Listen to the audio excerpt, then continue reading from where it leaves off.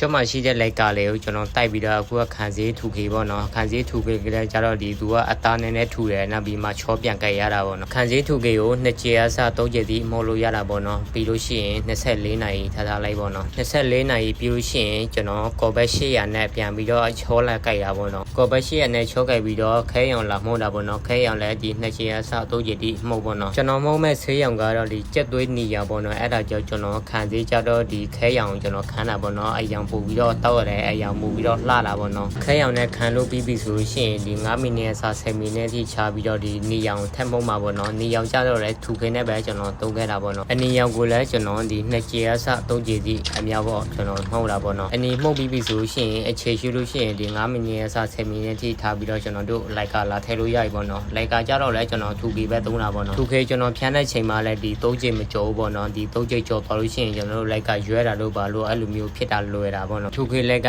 မတူဘူးတဲ့ညီကိုလည်းဒီတတိနဲ့ထားပြီးတော့ဖြန်းပေါ့နော်သူကြတော့ဒီဆေးရီထွက်တာတအားများတာပေါ့နော်ခေါင်းပေးလာတာ2ခုရှိတယ်ဒါမှကျွန်တော်ဖြန်းတဲ့ခေါင်းကလေးကြတော့သူကဆေးထွက်နေတာပေါ့နော်ဒါမှအပြည့်ကြီးတာပေါ့နော်အခုလိုက်က3ကြေမြောက်ကျွန်တော်ဖြန်းပြီးတော့ပြီးပေါ့နော်ဒါတော့ဆေး6ပြီဆိုလို့ရှိရင်ကျွန်တော်တို့ဒီတက်လို့ရပြီပေါ့နော်ဒီစူရဲ့ဆေး6တာတော့ဒီ24နာရီပေါ့နော်ဒါမှအခုလို့6ဆိုလို့ရှိရင်9ရက်တပတ်ပေါ့နော်